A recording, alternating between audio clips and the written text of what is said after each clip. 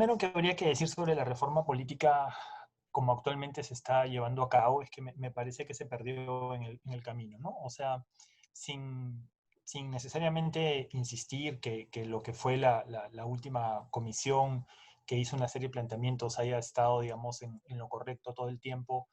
Mi impresión es que las cosas que de ahí salieron, después cuando llegaron al Congreso, para mala suerte, digamos, empezaron en primer lugar a ser tratadas otra vez de manera aislada, con lo cual se perdía un poco el sentido original, que era, digamos, difícilmente vamos a mejorar la política en el Perú cambiando una o dos cosas, necesitábamos una cosa más integral.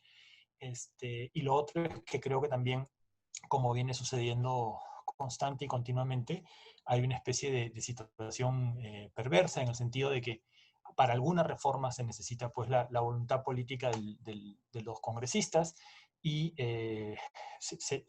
evidentemente no existe esa voluntad política, ¿no? No necesariamente por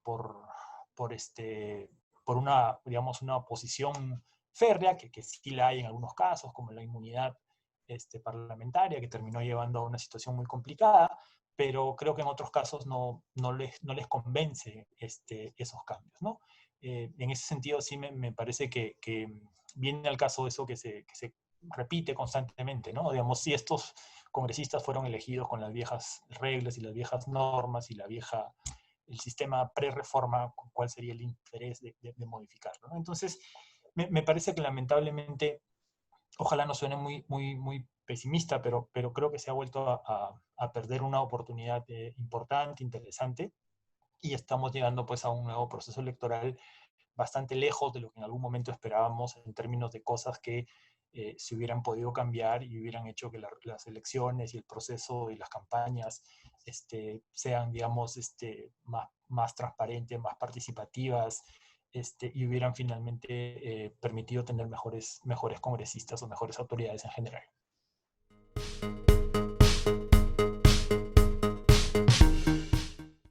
El Pacto Perú pues ha tenido, digamos, algo así como tiene un defecto de origen, ¿no? Que tiene que ver con esta idea de relanzar, digamos, la iniciativa política del gobierno en un contexto digamos, de mucha tensión con el Congreso y con varias fuerzas políticas, ¿no? En principio, digamos, uno puede considerar que está muy bien que las personas se reúnan y discutan y lleguen a acuerdos mínimos, ¿no? Entonces, desde ese punto de vista, uno esperaría que algo bueno pueda salir de esta iniciativa, que en principio lo que plantea es algo que en el Perú está ausente hace muchísimos años, que es pongámonos de acuerdo sobre 3 o 4 cuestiones básicas, ¿no? Independientemente si seamos de centro, derecha, izquierda, centro, derecha o lo que fuere, pongámonos de acuerdo en cuáles son las 3 o las 4 cosas que el país necesita, ¿no?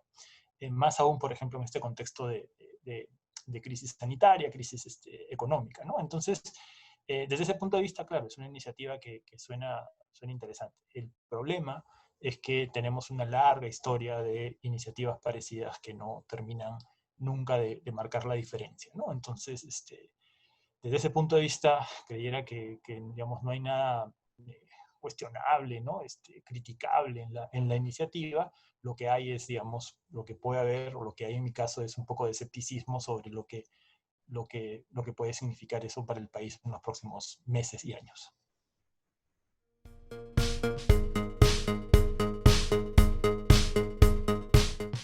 Esa es una pregunta súper importante, ¿no? Súper importante, ¿no? A ver,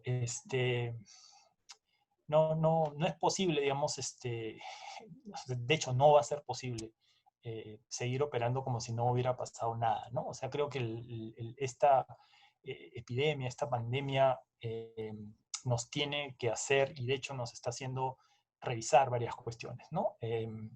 Podemos empezar desde cosas muy básicas, ¿no es cierto? O sea, eh, no basta con que la economía crezca para que los sistemas básicos de salud, el bienestar de la población crezca de la misma manera o por lo menos de manera significativa, ¿no? Entonces tienes no sé, pues un periodo impresionante de crecimiento económico y la pandemia nos agarra, no creo estar exagerando, con 100 camas de cuidados intensivos, ¿no? Entonces, no funciona, no es suficiente, ¿no? Y cuando necesitas parar el país o detener el país o confinar el país para evitar la expansión de la epidemia, resulta claro que eso es casi imposible hacerlo con un 70% de población que se mueve en el sector informal, ¿no? Entonces, desde el punto de vista de salud, desde el punto de vista de educación, desde el punto de vista de empleo, ¿no? Desde el punto de vista de conectividad, ¿no?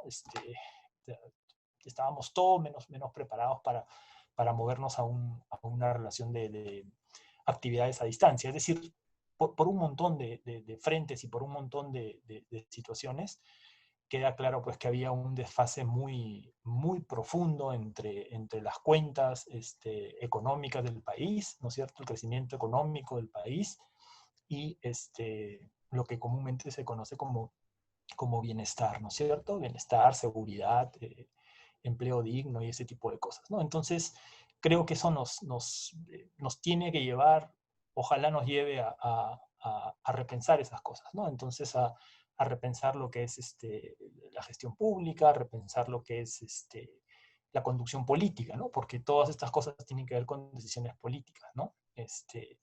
Y ahí la única, digamos, reflexión, preocupación, ¿no?